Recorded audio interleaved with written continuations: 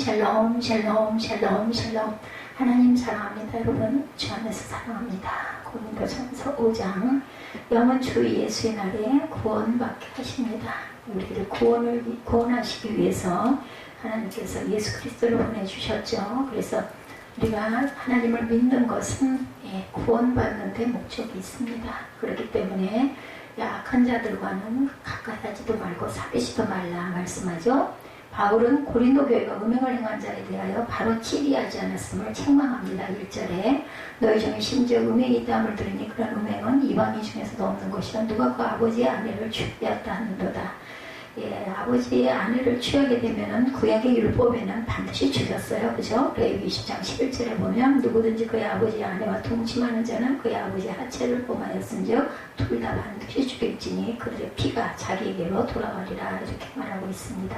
그리고도 너희가 오히려 또 교만하여져서 어찌하여 통한이 여기지 아니하고 그 일을 행한 자를 너희 중에서 쫓아내지도 않느냐 이런 거죠. 그런 아비의 아내 즉 계모와 음행을 행한 것이에요. 이러한 행위는 하나님께서 금하신 일로 교회에서는 절대 용납할 수 없는 일이죠. 그러나 사단은 교회를 어지럽히기 위해서 이와 같은 일을 행하도록 조종하고 그 미혹에 넘어간 자가 가증한 일을 행하게 합니다.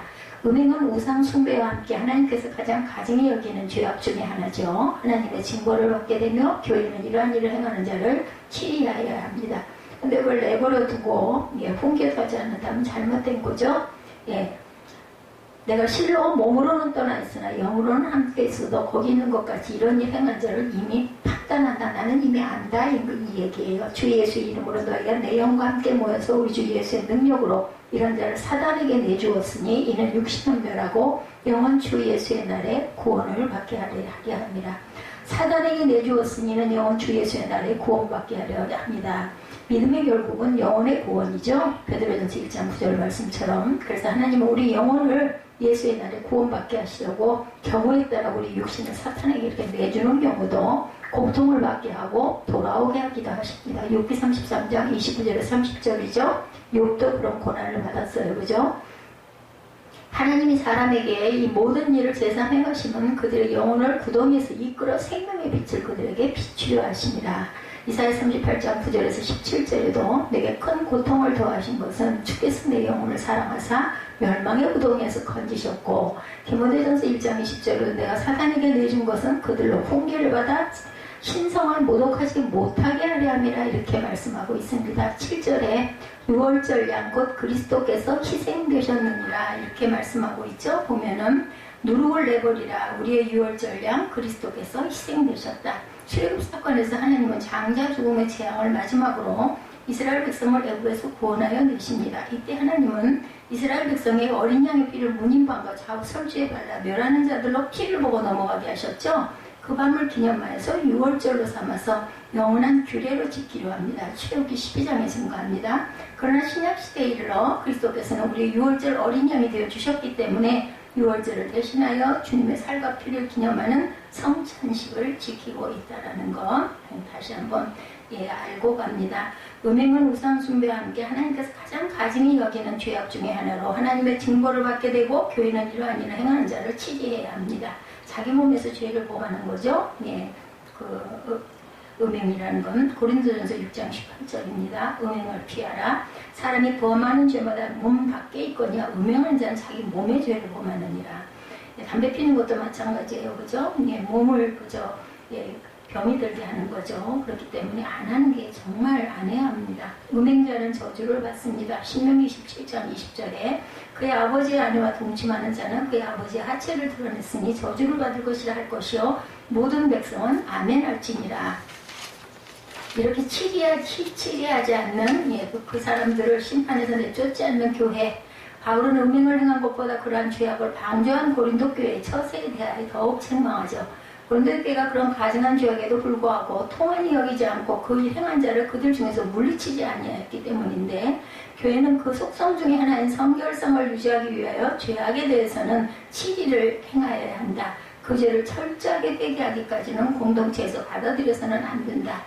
고린도 교회는 이러한 교회의 의무를 다하지 아니하므로 교회 안에 부정하는 것들이 들어올 소지를 만들었기에 바울의 책망을 받게 된 거죠.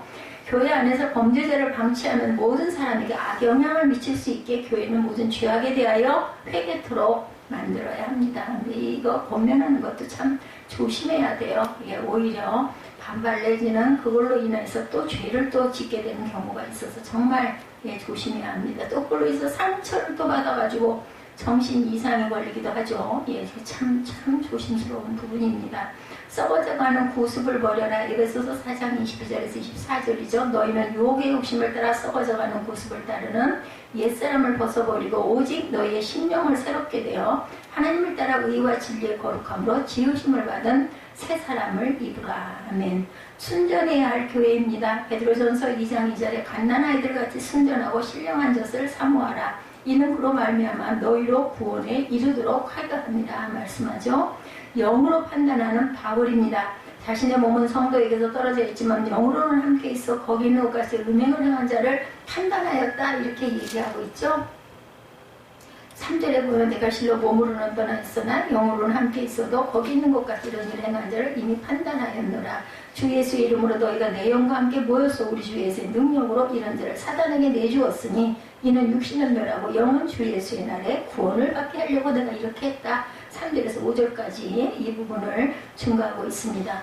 바울은 고린도 교회에 있지는 않았지만 그리스도의 진리 가운데 그곳의 일에 대해서 바로 판단을 내립니다. 이는 바울이 음행을 행한 자를 출교할 것을 명하였음을 의미하죠. 바울의 명령을 쫓아 고린도 교회는 범죄자를 출교하기로 결의합니다. 이는 고린도 교회는 일찍이 행하여야 했던 일이었으나 그들이 행하지 아니함으로 바울이 명한 거죠. 떠나 있으나 담대합니다. 고린도서 10장 1절에 너희를 대면하면 유순하고 떠나 있으면 너희에 대하여 담대한다. 바울은 이렇게 말하죠. 너희를 대면하면 유순하고 오히려 너희를 만나면 내가 유하여지고 떠나 있으면 너희에게 대해서 담대하게 이렇게 판단을 한다는 얘기예요. 이제 그리스도의 온유와 관용으로 친히 너희를 권한다. 이렇게 말하죠. 고린도서 10장 1절에 성도의 믿음을 보고 있어요. 골로새서 2장 5절이죠. 이는 내가 육신으로는 떠나 있지만 심령으로는 너희와 함께 있어 너희가 질서 있게 행함과 그리스도를 믿는 너희 믿음이 굳건한 것을 내가 기쁘게 봅니다. 내가 떠나 있지만 몸은 떠나 있지만 다 너희들 내가 들여다보고 있다. 영혼 구원을 위해서 이런 치리를 한다. 5절 우리 함께 읽었죠. 이런 데를 사단에게 내주었으니 육신은 멸하고 영혼 주 예수의 날에 구원을 받게 하려 합니다. 바울은 교회가 범죄자를 치리하는 것이 그를 미워해서 그런 게 아니라 그의 영혼을 구원하기 위함이다. 성도가 범죄에 빠졌을 때 교회는 그 범법자를 멸시하고 미워하는 것이 아니라 그자가 회개하고 온 교회가 경성하도록 자기 위하여 치리를 행하는 거죠. 본인을 위하여. 바울이 이와 같이 진술하면 치리를 행하는 교회의 바람직한 자세를 교훈하기 위함입니다. 교회는 모든 일을 행함에 있어서 그리스도의 사랑을 근거로 행해야 돼요. 근데 우리가 먼저 분을 내고 미워하게 됩니다. 우리 인간은. 그죠? 이 부분을 우리가 훈련을 해야 됩니다. 교회로 정죄받지 않게 하기 위함이다. 고린도전서 11장 32절이죠. 우리가 판단을 받은 것은 주께 징계를 받은 것이니 이는 우리로 세상과 함께 정죄함을 받지 않게 하려 함이니라.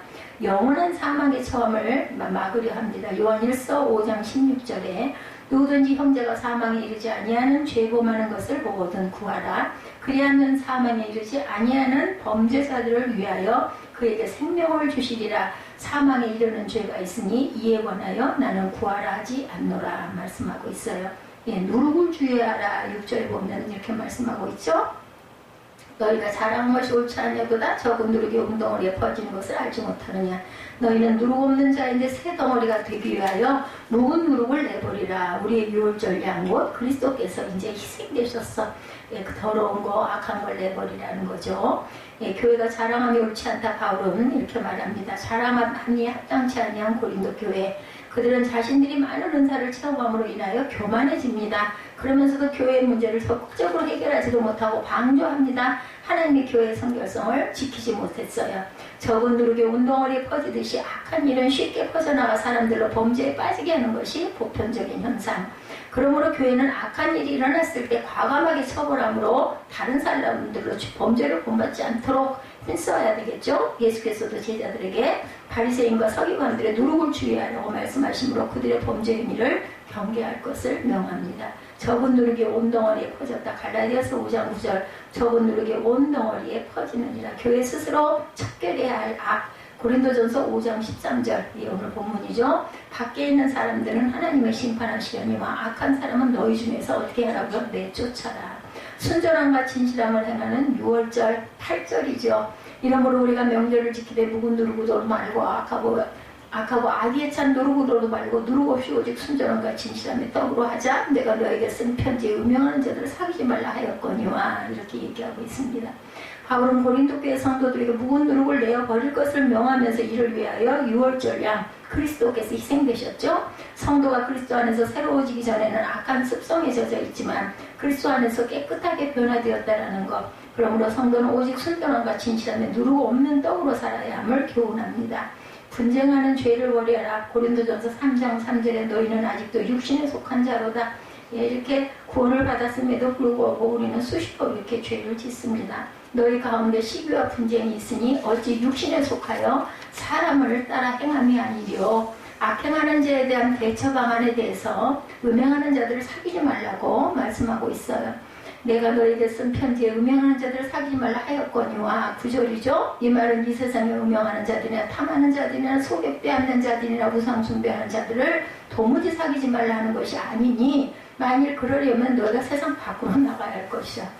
그런 사람들이 더러더러 있다는 거예요. 그렇게 하려면 세상 밖에서 혼자 살아야 된다. 그 안에서 살면서 그들을 변화시켜야 되겠죠. 성도들에게 음행하는 자들과는 사귀지 말라고 했는데, 이는 세상의 악한 자들과 도무지 사귀지 말라는 것은 아니고, 성도라 하는 자가 음행하거나 탐남하거나 우상 숭배를 하거나 취욕하거나 술 취하거나 토색하거든 사귀지도 말고 그런 자와 함께 먹지도 말라는 듯. 성도가 그렇게 하면 그들과 가까이 하지 말라는 거지, 믿지 않는 자들까지는 아니라는 거죠. 이는 교회의 성결성을 지키기 위함이다. 음행을 행하는 자가 교회에서 정상적인 생활을 하게 되면 악행에 대한 징벌이 이루어지지 않으므로 음행이 퍼져나갈 수가 있기 때문이다. 어두움의 일에 참여하지 말라. 에베소서 5장 11절이죠. 너희는 열매 없는 어둠의 일에 참여하지 말고 도리어 책망하라. 이것도 믿는 자에게 하는 말씀이겠죠. 순종치 않는 자들, 데살로니가후서 3장 14절, 누가 이 편지에 한 우리말을 순종하니 아니하거든 그 사람을 지목하여 사귀지 말고 그로 하여금 부끄럽게 하라. 교회 안에 음행자에 대한 규율이 있습니다. 10절에 이 말은 세상에 음행하는 자들이나 탐하는 자들이나 속에 빼앗는 자들이나 우상 숭배하는 자들을 도무지 사귀지 말라는 것이 아니니, 그러려면 너희가 세상 밖으로 나가야 할 것이라. 게다가 너희가 쓴 것은 만일 어떤 형제라 일컫는 자가 음행하거나 탐욕을 부리거나 우상 숭배를 하거나 모욕하거나 술 취하거나 속에 빼앗거든 사귀지도 말고 그런 자는 함께 먹지 말라. 밖에 있는 사람들을 판단한 것이야. 내가 무슨 상관이 있으려면은 교회 안에 있는 사람이야. 너희가 판단하지 아니하랴. 밖에 있는 사람들은 하나님이 심판하시려니와 이 악한 사람은 너희 중에서 내쫓아야 된다라는 거죠. 이런 규율을 말씀하고 있습니다. 세상에 음행하는 자들이나 탐하는 자들과 토색하는 자들, 우상 숭배하는 자들을 도무지 사귀지 않는다면 세상에서 살 수가 없어요. 바울은 만약 그리하려면 세상 밖으로 나가야 된다. 이방인과 같이 여겨요. 마태복음 18장 17절에 만일 그들의 말도 듣지 않거든 교회의 말하고 교회의 말도 듣지 않거든 이방인과 세리와 같이 여기라. 그래서 결국은 저주받을 자라고 신명기 27장 20절에도 증거하고 있습니다. 출교해야 할 행합자들에 대해서 12~3절에 다시 한번 밖에 있는 사람들을 판단하는 것이야. 내가 무슨 상관이 있으려면 교회에 있는 사람이 너희가 판단하지 않겠느냐? 밖에 있는 사람들은 하나님이 심판하시려니와 이 악한 사람은 너희 중에서 내쫓아라. 그래가지고 변화되게 만들라는 거죠. 나 쫓겨나 봐야, 그죠? 환난을 통해서, 아이쿠나. 근데 그렇게 하고 돌아오면은 구원을 받는 건데, 아예 가는 사람도 있죠. 외인들에 대해서는 하나님께서 판단하실 것이므로 상관치 않고, 교회 안에서 악행을 행하는 자에 대해서는 교회 법을 따라 출교할 것을 명합니다.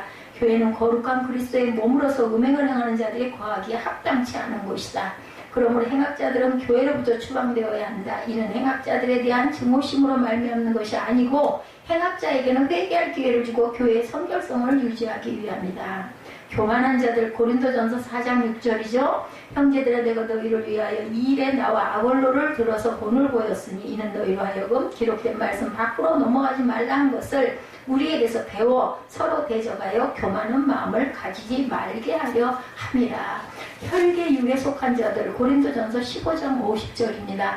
형제들아 내가 이것을 말하노니 혈과 육은 하나님 나라를 이어받을 수 없고 썩은 것은 썩지 아니하는 것을 유업으로 받지 못하느니라 말씀하고 있어요. 혈과 육은 하나님 나라를 이어받을 수가 없어요. 그래서 우리가 혈과 육을 조심해야 되죠. 또한 썩는 것은 썩지 아니하는 것을 유혹으로 받지 못합니다. 성도는 교회의 성결성을 유지하기 위하여 언제나 자신의 행실을 깨끗하게 할 뿐만 아니라 교회 안에서 일어나는 모든 악행에 대하여 경각심을 가지고 교회의 법을 따라 치리할 줄 알아야 되겠다. 인간적인 정 때문에 행악자들을 방관한다면 교회의 성결성이 깨어지고 많은 사람이 시험에 빠질 우려가 있으므로 이러한 일을 책임있게 행하여야 한다. J.D. 그리어의 지저스 컨티뉴드에 나오는 이야기입니다. 크레이그 그로슈엘이 겨울을 날아 남쪽으로 날아가는 작은 새의 이야기를 한 적이 있었어요. 이 작은 새는 꾸물거리다가 늦게 출발하는 바람에 눈보라에 다치고 맙니다. 결국 날개가 얼어붙어서 추락하고 말죠. 이제 꼼짝없이 얼어 죽겠구나. 새가 그런 생각을 하고 있을 때 지나가던 소가 새 위에 똥을 쌌어요. 처음에는 상황이 더 나빠졌다고 생각을 합니다. 그런데 똥의 열기에 날개가 녹아요. 그죠? 새는 너무 기뻐서 노래를 부르기 시작합니다. 그런데 노랫소리가 그만 고양이의 시선을 끌었어요. 결국 고양이가 달려들어 새를 한 입에 먹어버리고 맙니다. 이 이야기에서 우리는 인생에 관한 세 가지 교훈을 얻을 수 있죠. 첫째, 우리 위에 똥을 싼다고 해서 다 적은 아니라는 거죠. 이렇게 그것으로 인해서 날개가 녹았으니까. 두 번째 교훈은 똥에 묻은 우리를 꺼내준다고 해서 다 친구는 아니에요. 그죠? 똥 속에 있을 때는 때로 입을 다물고 기다리는 것이 또한 유익해요. 노래 부르지 말았어야 살아날 수 있기 때문에. 그죠?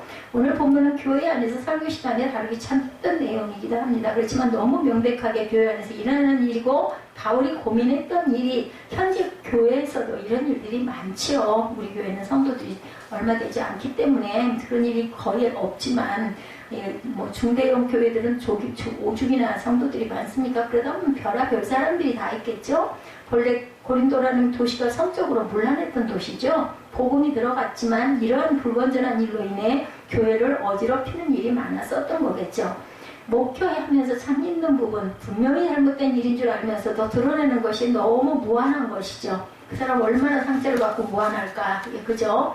특히 성적인 부분에서 발생하는 문제는 당황스럽게 합니다. 목회자를. 그런데 문제는 아무리 어렵다고 해도 감추거나 회피해서는 해결되지 않습니다. 문제는 해결이 되어야 되죠. 사도 바울의 편지를 접할 때마다 그런 생각을 합니다. 어쩌면 그 시대의 문제가 오늘날에도 같아요. 그죠? 세상 사는 곳에는 다 이런 일들은 일어납니다. 그게 꼭 교회뿐이겠습니까? 어느 단체나 이런 일들이 있죠. 우리는 좀 모르고 살 뿐이죠. 청년 예배 설교를 하시던 어떤 분의 이야기입니다. 이 세상의 남자 중에 여자들의 유혹에서 자유로울 수 있는 사람이 누굴까? 그렇지만 앞으로 일어날 일에 대하여 자신 있게 말할 수 있는 그러한 사람은 없을 거예요. 그죠? 스캔들이라는 원래 말은 걸려 넘어지다라는 뜻이죠. 아무리 신앙생활을 열심히 한다 해도 우리를 넘어지게 하는 걸림돌은 늘 존재하는 실제 있는 일들이다. 청년부 예배 때 이제 말씀을 이렇게 하셨다고 그래요. 걸림돌이 오히려 우리 신앙의 디딤돌이 되도록 살겠다는 몸부림을 우리가 정말 지혜롭게 할 줄 알아야 되겠다. 걸림돌이 넘어지지 않으려고 필요한 것은 분명하게 문제를 직시하는 것이다. 아프고 힘들기는 하지만 지적과 견책, 때로는 징계도 있어야 할 듯하다는 거죠. 고린도전서 5장에 보면 바울이 이런 부분에 대해서 아주 명확하게 이야기하고 있습니다. 유진 피터슨의 메시지 성경을 인용해 보면 교회 가족 가운데 수치스러운 성행위가 행해지고 있다는 소식을 접했습니다. 그냥 이거 풀어서 얘기한 거죠. 자기 계모와 잠자리를 같이 한다는 그 일로 비탄에 젖어야 하지 않겠습니까? 그 일로 무릎을 꿇고 울어야 하지 않겠습니까? 그런 일을 저지른 자와 그 소행에 맞서 어떤 조치를 취해야 하지 않겠습니까? 그저 외면한 채 그런 행위가 저절로 없어지기를 바라지 마십시오. 공동체의 교우들을 모으십시오. 그 사람의 행위를 공개적으로 조사하십시오. 그에게 자기 행위를 변호하게 하십시오. 그러나 변호하지 못하거든 쫓아내십시오. 참 이거 하기가 쉽겠어요? 그죠? 당혹스러운 일이죠? 누구도 아마 이거 하겠다 소리, 내가 나서겠다 소리는 안 할 것 같아요. 그러나 그를 지옥에 떨어뜨리기보다는 그가 충격을 받고 당혹스러움을 겪는 게 낫다는 거죠. 그가 다시 일어서서 심판날에 주님 앞에서 용서받기를 원할 것이다 라는 거죠.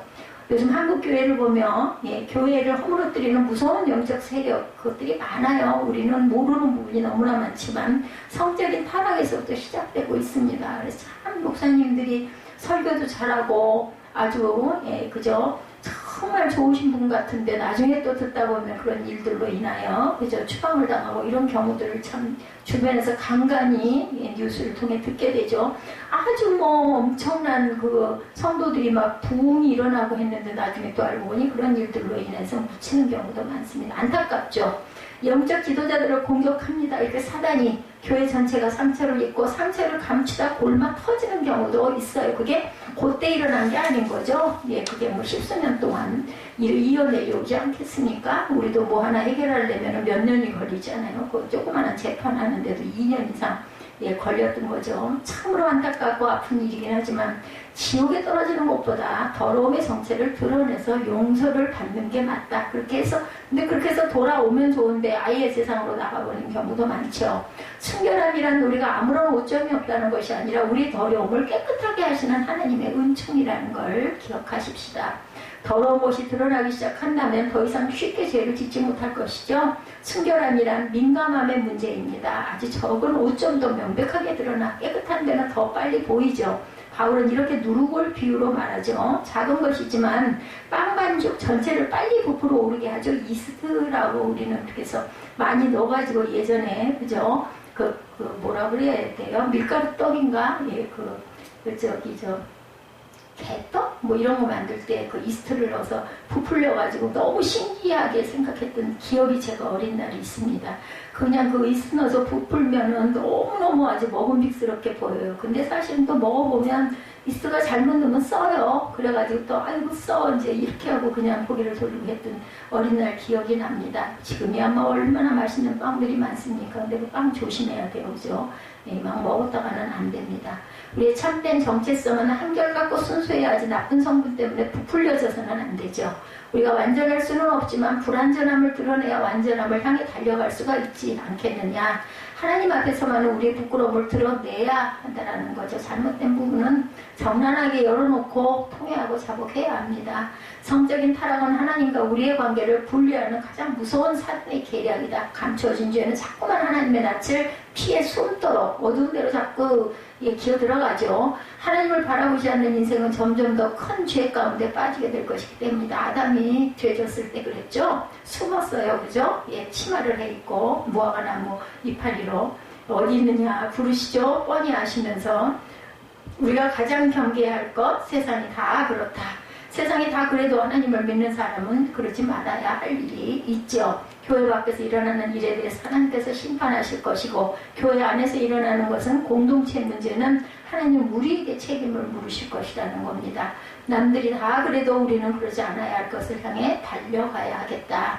성 어거스틴이 남긴 말 가운데 하나입니다. 하나님께서 못하시는 것이 세 가지 있다고 합니다. 첫째는 하나님께서는 돌아가시지 못한다. 하나님은 살아계신 하나님이시기 때문에. 둘째로 하나님께서는 회개하지 않는 죄인은 결코 구원하실 수가 없다. 셋째로 회개하는 죄인을 벌하시지 못한다. 왜냐하면 하나님은 사람이시기 때문에. 그럴듯하죠. 어거스틴이 이렇게 남긴 말 가운데 세 가지. 돌아가시지 못하는 분이고 회개하지 않는 죄인을 구원할 수가 없고 회개하는 죄인을 벌하시지 못한다라는 거죠. 적은 누룩의 위험성을 또한 우리가 판단할 줄 알아야 된다는 거죠. 지난 4장에 우리는 객관적인 판단과 이기적인 판단이 얼마나 위험한가 이 부분을 함께 은혜를 나눴습니다. 교회 분열과 교만의 원인이 자신의 판단에 기인한다는 사실 알아야 되죠. 그러나 이제 바울은 고린도전서 5장에서 우리가 명확하게 판단해야 할 것이 있음을 가르칩니다. 그것은 우리의 주관적인 판단이 아니라 하나님 앞에서 우리의 거룩함을, 우리의 영적 생활의 위험성이 무엇인지를 판단하라는 거죠. 첫 번째가 고린도 교인들이 하나님을 믿고 난 후에도 옛 습성이 버려지지 못함으로 발생하는 음행의 문제. 이건 믿음 생활에서 끊어내기가 어렵습니다. 역사가들을 통해 잘 알려진 사실은 고린도는 성적으로 아주 타락하고 음란한 도시였어요. 근데 그것에 복음이 떨어진 거죠. 문제는 그들의 예수까지 그렇게 쉽게 바뀌지 않는 것. 그게 고쳤다가도 또 뭐 같은 부류의 친구들에 어울리게 되고 그러다 보면 또 죄를 짓고 이런 반복이 있었겠죠. 1절에 보니까 상상할 수 없는 일이 일어나고 있었어요. 너희 중에 심지어 음행이 있다함을 들으니 그런 음행은 이방인 중에도 없는 것이라 누가 아버지 아내를 취하였다 하는도다. 이런 일이 실제로 있다는 거죠. 예, 이런 기가 막힌 일이 있다. 아버지 아내를 취하였다는 것은 어머니가 아니라 아버지 아내 척이겠죠? 이것은 성경에서도 금하는 일이고 이방 사람들도 죄로 인식하는 행위. 그런데 고린도 교인 중에 이런 자들이 있었다라는 겁니다. 교회가 타락하면, 교인이 타락하면 이렇게 무서운 죄를 지을 수 있다는 것을 우리가 알고 가야 되겠다. 교회의 거룩함이 무너지죠. 예, 한번 무너지면 걷잡을 수가 없습니다. 왜냐하면 이것이 죄의 속성이기 때문에 1941년 12월 7일 오전 7시 55분 6척의 항공모함에서 출발한 일본 공군기 353대가 벌떼같이 하와이 진주만으로 날아갑니다. 353대. 그리고 그곳에 미국 해군 기지를 공격해서 21척의 군함을 침몰시키고 117대의 항공기를 파괴하고 2,003명의 사상자를 내고 960명의 실종자와 1,100명의 부상자를 냈어요. 예, 이것이 태평양 전쟁의 시작이죠. 근데 이 엄청난 사실이 한 사람의 무관심으로 인해서 시작이 됐다고 합니다. 예, 그날은 주일이었고, 이렇게 주일날 그렇게 전쟁이 많이 일어날까요? 그죠? 예, 사람들이 다 그저 편안하게 쉬다 보니 그런 것 같습니다. 진주만 기습 55분 전 정확하게 오전 7시 태평양에 있는 미군 레이더 기지에서 2명의 병사가 스크린을 보고 있었다고 그래요. 근데 갑자기 레이더에 이상한 점이 점점 많아지더니 스크린을 꽉 채웠다고 합니다. 그 순간 깜짝 놀라서 중위에게 보고를 했어요. 그런데 그 중위는 걱정 마, 우리 편 비행기다 라고 얘기했다고 그러는데요. 55분 후에 폭탄이 떨어졌어요. 그런데 한 사람의 무관심으로 엄청난 비극이 일어난 거죠. 그 병사가 이거 보고했을 때 빨리 대처했더라면 55분 전이었는데 그만 55분을 그냥 버린 거야. 그러다 보니까 엄청난 비극이 일어난 그러한 이 사건. 우리 또 비슷한 사건이 있었죠.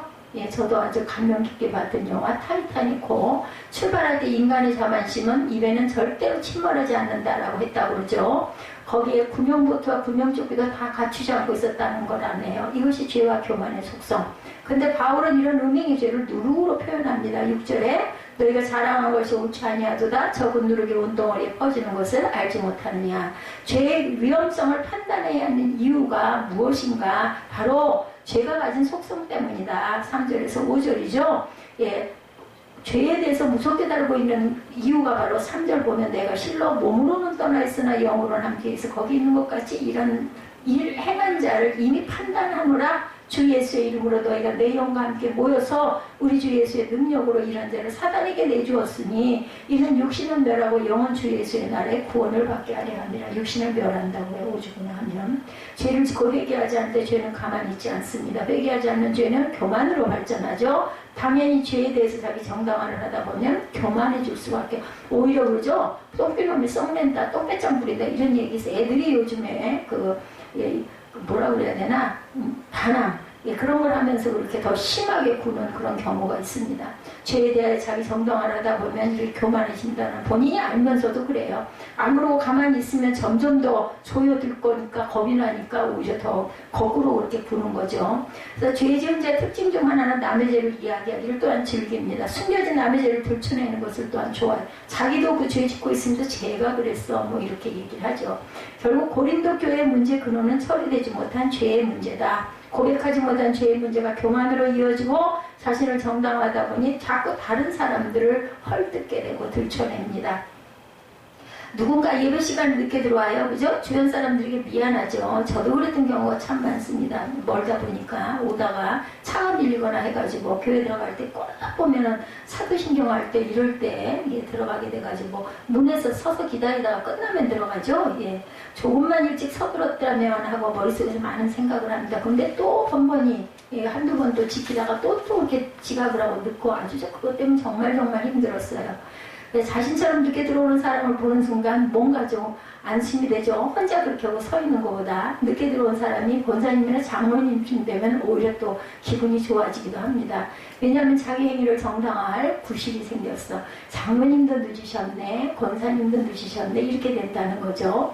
언제든지 정당화할 수 있어서 무서운 거죠. 그래서 바울은 오늘 말씀을 통해 죄를 아주 무섭게 다루죠. 9절 10절 내가 너에게 쓴 편지에 음행하는 자들을 사귀지 말라 하였거니와 이 말은 이 세상에 음행하는 자들이나 탐하는 자들이나 속여 빼앗는 자들이나 우상 숭배하는 자들을 도무지 사귀지 말라 하는 것이 아니니 그리하려면 너희가 세상 밖으로 나가야 할 것이다. 5장부터 구체적인 크리스천의 삶의 규범에 관한 말씀이 있어요. 삶의 규범이란 무엇일까? 고린도전서 전체를 통해 흐르는 하나의 맥입니다. 가장 타락한 도시였던 고린도에서 교인들이 어떻게 거룩함을 유지할 수 있느냐, 그 타락의 도시에, 그죠? 오늘 본문의 바울은 특별히 음행에 대한 문제를 다뤘어요. 그리고 누룩을 조심하라고 그러죠? 이 말에 대해서 오해할 여지가 있어요. 누룩을 조심하라는 것이 세상을 떠나서 살라는 것은 아니라는 것. 세상 밖으로 나가는 것이 아니라 세상에서 우리가 어떻게 살아야 하는지를 배워서 크리스천의 삶을 온전히 살아내라, 이런 뜻이죠. 역사적으로 보면 크리스천의 삶은 크게 세 가지 범주로 나뉩니다. 첫째는 세속화된 크리스천이 있습니다. 이 사람들은 아예 세속에 물들어 사는 사람들, 세상에서는 세상 사람과 똑같이 살다가 주일이 되면 후를 털고 교회에 나와서 예배를 드리고, 세상에 나가서는 또 죄를 짓고 똑같이 살고 교회에 와서는 회개하는 삶이 반복되는 사람들. 어쩌면 주일에 교회 나오는 것이 자신에게 면죄부를 준다고 생각하는 그런 부류의 사람들이 있습니다. 성경에서는 분명히 이런 세속화된 크리스천의 예배를 받지 않는다라고 말씀하네요. 시편 24편 3, 4절입니다.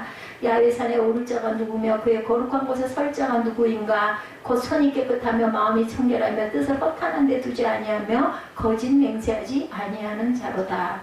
이것이 무슨 말이에요? 하나님에게는 일상의 삶이 중요하다라는 뜻이겠죠? 세상에서 어떤 삶을 살고 구별되느냐에 따라 하나님께서 그 사람을 평가하신다는 것입니다. 크리스천의 삶의 규범은 하나님의 평가에 달린 문제지 자신의 기준에 달린 문제가 아니라는 것.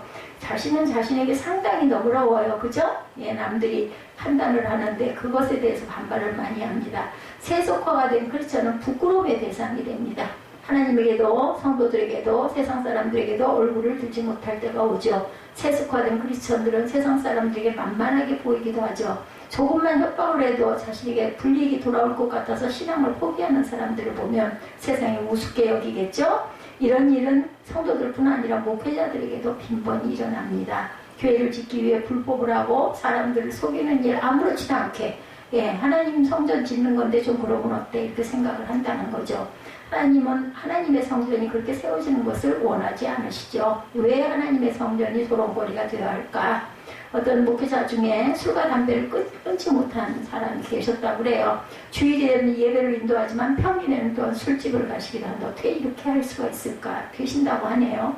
어느 날 다른 교회에 초청을 받아서 설교를 하게 되면 예배를 마치고 나오다 한 성도를 만나는데 서로 얼굴이 빨개졌다고 합니다. 그 목사님이 자주 가던 술집의 마담을 그 교회에서 만났답니다.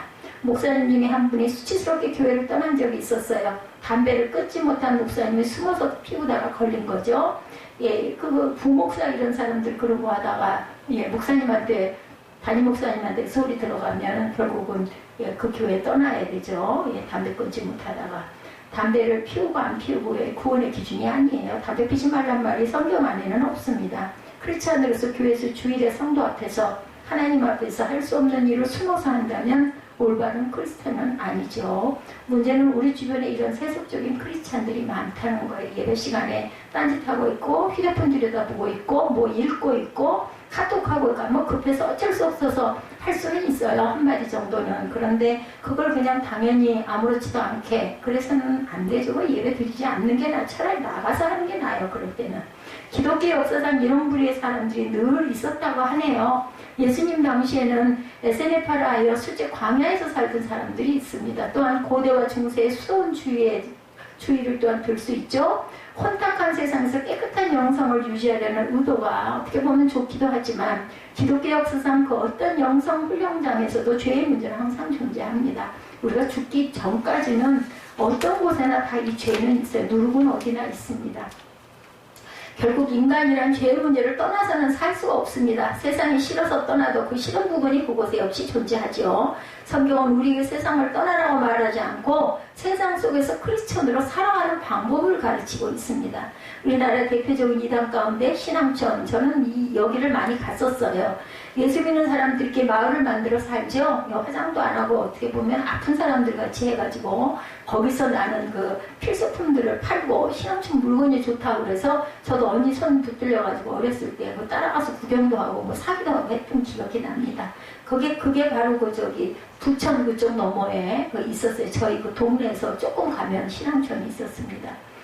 제가 그 자라던 꼬마 때 자라던 그러니까 우리 큰아버지 계신 뭐 시댁 쪽이 아니라 친정 쪽이죠. 몇 년이 지나지 않아 신앙촌에 술집이 생겼다는 거. 예, 직장을 다니고 학교에 다니면서 크리스천 공동체를 형성해서 모일 때 신앙적인 모임이 중요하고 양성을 시켜줄지 모르는데 공동체가 사회성을 상실해버린다면 어떤 영향력을 발휘할 수가 없죠. 이 사회성 참 이게 문제. 사회성이 온전해야 되는데 사회성이 발전하다 보면은 술집도 가고 그죠? 춤도 추러 가고. 왜냐하면 뭐라 그러지? 이렇게 서로 또 이렇게 친선 도모해야 된다 해가지고 노래방도 가고 이거 온전치 않다고 저는 생각을 합니다. 첫 번째, 두 번째 이 조그마한 교회가 오히려 글쎄요 예배 아닌 다른 시간에 나가가지고 모르게 그러면 뭐 어쩔 수 없겠지만 적어도 우리 교회는 그런 분들은 안 계신 것 같은데 모르겠습니다. 첫 번째와 두 번째 유형의 사람들은 대개가 삶을 쉽게 살려는 편의주의에서 시작합니다. 삶에서 고민하지 않으려는 사람들의 모습이죠. 이렇게 술집 가고 예, 이렇게 또 놀러 가고 막 이러는 거. 예. 얼마 전에도 우리가 하나님께 소명을 받는다는 것을 너무 쉽게 목회자로 불림을 받았다라고 속단하는 그런 분들, 목회자보다 삶에서 전문적인 영역에서 크리스천으로 살아가는 영향력 있는 사람들을 원한다는 사실을 우리가 잊지 말아야 되겠다. 이 시대는 목회자보다 삶에서 전문적인 영역에서 크리스천으로 살아가는 그런 영향력 있는 사람, 이런 사람들이 주변에 많은 영향력을 끼치죠. 어느 곳에도 예, 우리들이 도피할 곳은 없다라는 거. 예, 한번 하나님을 믿고 나면은 우리 모르겠어요. 저는 마음의 양심이 불편해가지고 못 견딥니다. 셋째는 세상에 살면서 그리스도인으로 사는 겁니다. 바울이 이야기하고 싶은 크리스천의 유형이 여기에 속하죠. 세상에 살면서 그리스도인으로 세상 속에 섞여 살면서 구별된 그러한 자로 10절. 이 말은 이 세상에 음행하는 자들이나 탐하는 자들이나 속여 빼앗는 자들이나 우상 숭배하는 자들 도무지 사기 말라는 것이 아니라 그리하려면 너희가 세상 밖으로 나가야 할 것이라. 음행과 탐심, 속임, 우상 숭배라는 삶의 현실에서 떠나지 말고 그들과 함께 크리스천으로 사는 법을 배우라. 어렵죠. 잘못하다 보면은 끌려 들어가기 쉽습니다. 이런 유형의 사람은 예수께서 비유로 말씀하신 뭐예요? 빛과 소금이라는 거. 예, 요번에 빛과 소금이라는 이름을 만드셨다고 그러죠. 어둠 속에서 진가를 발휘하는 빛이 없어서는 안 될 존재입니다. 어둠 속에 빛이 얼마나 귀합니까? 그죠? 싱거운 음식 정말 맛없어요. 그래서 조금 짠 맛이 들어가야 맛이 음식이 제맛이 나죠. 또한 부패를 방지하는 소금의 삶을 사는 사람, 영적 갈증을 유발하는 자의 삶을 사는 것. 이러한 삶은 우리의 생활에서 어떻게 신앙을 구체화하느냐를 고민하는 사람들의 모습. 유연한 이 세상 가운데 어떻게 영원한 소망을 두고 살아가는지를 보여주려고 모인 사람들, 이 세상에 끌려가는 사람이 아니라 세상을 이끌고 가는 오피니언인가요? 리더로 삶을 살아가야 되겠다. 이 세상에서 삶의 기준을 제시할 수 있는 사람의 삶을 사는 거죠. 시편 15편 1절에서 5절 말씀해 보니 야훼의 주의 장막에 머무는 자 누구오며 주의 성산에 사는 자 누구오니까 정직하게 행하며 공의를 실천하며 그의 마음에 진실을 말하며 그의 혀로 남을 허물하지 아니하고 그의 이웃에게 악을 행하지 아니하며 그의 이웃을 비방하지 아니하며 그의 눈은 망령된 자를 멸시하며 야훼를 두려워하는 자들을 존대하며 그의 마음에 서운한 것은 해로울지라도 변하지 아니하며 이자를 받으려고 돈을 꾸어주지 아니하며 뇌물을 받고 무죄한 죄를 행하지 아니하는 자이니 이런 일을 행하는 자는 영원히 흔들리지 아니하리로다. 우리 이거 읽어보다 보면 당연히 그래야지 근데 이거 쉽지가 않다라는 거죠. 그죠? 예. 뇌물을 받고 무죄한 죄를 해하지 아니하는 자. 예, 돈을 꾸어주지 아니하고 이자를 받으려고 하지 않는 거 어렵습니다. 항상 망령된 자를 멸시하고 야훼를 두려워하는 자들을 존대하고 그의 마음에 서운한 것은 해로울지라도 변하기가 어렵죠. 이 세상의 기준을 따라가는 사람들이니까 아니면 여러분들은 이 세상의 삶의 기준이 무엇인지를 만들고 가는 사람들이니까 크리스천들은 유행을 따라가는 사람들이 아니라 삶의 패턴을 만들어가는 사람들이 되어야 되겠다라는 거죠. 역사를 보면 나치 시대에 가장 영향력 있는 인물을 들려면 누구라도 주저하지 않고 본 획보라는 젊은 신학자를 들 것입니다. 당시 많은 신학자들이 나치의 핍박을 피해서 미국으로 갔다고 그래요. 그런데 보네토는 그곳에 의로운 싸움을 하다가 감옥에서 사형을 당합니다. 그가 아주 짧은 생애를 살았지만 그의 사상과 삶은 많은 사람에게 본보기가 됩니다. 좀 춥죠? 그가 아주 짧은 삶을 살았는데 많은 사람들에게 본보기 대한 이유가 있겠죠. 어떤 분이 그런 이야기를 해요. 6.25 전쟁 때 수백만의 사람들이 남쪽으로 피난을 가죠. 그 중에 크리스천이 아주 많았다라는 거예요. 만일 아무리 힘들어도 죽음을 각오하고 크리스천이 그 자리를 지켰더라면 오늘날 북한이 이런 어려움을 겪지 않을 수도 있지 않았을까. 근데 살려고 다 남쪽으로 당연히 피난 갔을 것 같은데요. 그죠? 예, 맞아요. 이렇게 생각할 수도 있겠지만 그 순간 어땠겠는가. 성숙한 크리스찬은 어려움을 피해가는 사람이 아니라 그 자리를 지키는 사람들이다. 참 맞는 얘기다. 어려운 얘기입니다. 그곳에서 자리를 지키는 성숙한 크리스찬이 있어서 하나님의 역사가 일어나는 거겠죠. 예, 우리들 가운데 남편이 너무 힘들게 해서 가정을 떠나고 싶은 사람이 있을지도 모릅니다. 혹시 직장이 너무 힘들어서 신앙을 지키기가 너무 힘들어서 떠나고 싶은 분이 있을 수도 있습니다. 그렇지만 그 자리를 지키십시오. 어렵죠. 그나마 그게 뭐라 그래야 될까? 오래 참고 인내할 줄 알아야 된다. 저는 그렇게 말씀드리고 싶습니다. 그나마 내가 있어서 그 가정을 축복하고 그 직장을 축복하신다는 사실을 기억하십시다. 좀 괴롭더라도 그리스도인으로의 그 자리를 지키는 믿음이 필요하다. 나중에 더 자세히 다룰 말씀이지만 고린도전서 7장 14절에 보면 믿지 아니하는 남편이 아내로 말미암아 거룩하게 되고 믿지 아니하는 아내가 남편으로 말미암아 거룩하게 되나니 그렇지 아니하면 너희 자녀도 깨끗하지 못하니라. 그러나 이제 거룩하니라. 이렇게 말씀하고 있어요. 이거 쉽지 않죠. 정말 어려움이 많습니다. 성경을 유심히 보면 우리 신앙인의 삶에 믿음의 모델을 제시하는 족장들의 삶을 보게 됩니다. 아브라함은 고향을 떠나 나그네로 살았어요. 이방 땅에서. 아브라함이 이사를 하면서도 전도했다는 말이 없어요. 그렇지만 그가 하나님의 사람인 것을 주변 사람이 다 알았어. 그가 가는 곳마다 제사를 드리고 경건하게 살았기 때문이에요. 그걸 보면서 사람은 하나님을 믿는구나 라는 걸 안다라는 거죠. 이삭의 삶이 그러죠. 우물을 파서 물이 나올 때마다 빼앗기죠. 블레셋에게. 그렇지만 그가 양보하고 떠나고 싸우지 않아요. 또 다른 곳에서 하나님의 축복을 받는 것을 보면서 결국에는 이삭이 하나님의 사람임을 인정하게 된다라는 것. 창세기 26장 28절에 그들이 이르되 야훼께서 너와 함께 계심을 우리가 분명히 보았으므로 이렇게 그들이 이야기합니다. 야곱도 그랬죠. 그가 집을 떠나 하란에서 외삼촌과 함께 살아야 하던 때 그곳의 사람들이 우상을 섬기고 있었음에도 야곱 때문에 그 가정이 축복을 받습니다. 요셉 또한 그렇죠. 종으로 팔려가 보디발의 집에 머물 때 요셉의 신실함과 하나님이 함께 하심으로 인하여 그 집안이 축복을 받죠. 신실한 하나님의 사람들이 이 세상에 사는 것이 얼마나 그 축복인지 우리가 하나님을 전하지 않아도 그들이 우리의 삶을 통해 하나님이 살아계시고 살아계신 하나님이 우리와 함께 계시다는 것을 증거할 수 있는 것, 참다운 신앙인의 모습일 수 있다는 것, 이런 삶에서 그리스도를 빛나게 하는 사람들의 삶이 아니겠냐는 거죠.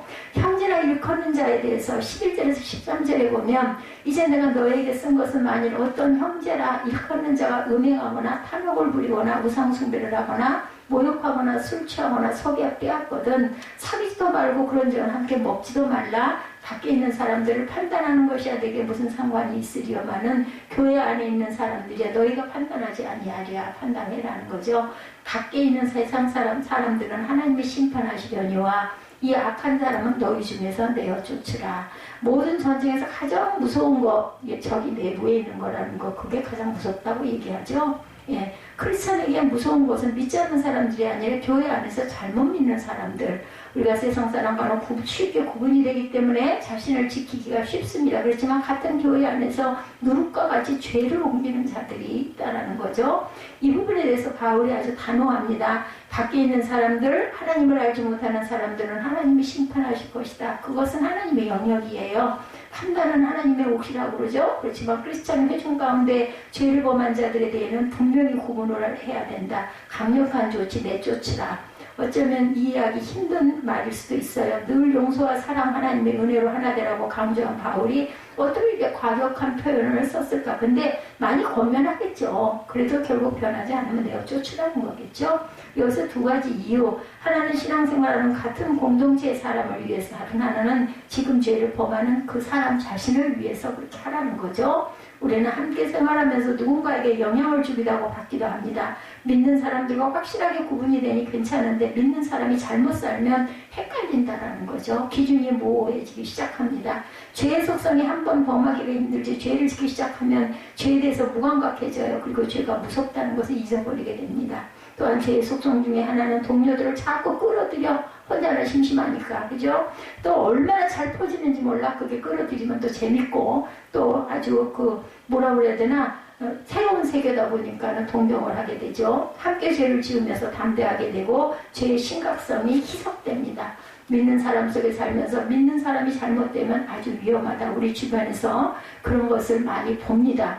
남편이 핍박할 때는 신앙생활 아주 잘했는데 구별되도록 노력을 했습니다. 근데 남편이 함께 신앙생활을 하면서 물들어가는 모습을 또한 보게 되죠. 우리 주변에 심각한 문제를 일으키고 하나님의 영광을 가리는 사람들은 믿지 않는 사람이 아니라 교회에 대하여, 신앙에 대하여, 성경에 대해서 아는 사람들이 오히려 많습니다. 알지만 그대로 살지 못하고 인격적으로 하나님을 만나지 못한 사람들이기 때문이죠. 예, 알면서 그대로 안 하는 사람 많아요. 예, 그건 그냥 말씀이지 이렇게 생각하죠. 그리고 이러한 잘못된 사람들을 그것을 그냥 그렇게 이해하고 자신들이 잘못되었다는 것을 모르게 되죠. 그래서 회개할 기회를 놓치게 되는 것. 이건 깨달아 알게 해줘야 되죠. 단호하게 내어 쫓으라는 바울의 의도는 오히려 그 사람이 회개할 기회를 주는 것입니다. 우리가 믿지 않는 사람들을 판단하거나 징계하지 않는 이유는 그들이 하나님의 법 안에 들어와 있지 않기 때문이에요. 그러나 그리스도의 법 안에 들어와 있는 사람들이 잘못되는 것은 반드시 지적해야 된다는 것이 크리스천 공동체를 만들어가는 방법이다. 우리가 부도덕하고 타락한 세상에 살아가면서 그 안에 어떻게 그리스도인으로 살아가느냐 우리의 고민이죠. 그러나 이것을 피할 수는 없습니다. 또한 그리스도인으로 부도덕한 자가 있다면 멀리해야 되겠다. 죄를 깨달을 뿐만 아니라 신앙의 순수함을 내가 지킬 수 있어야 되기 때문에 결국은 삶의 문제입니다. 하나님의 사람이 되면 하나님의 사람으로 살아가야 되겠죠. 교회에는 하나님의 법이 적용되는 장소입니다.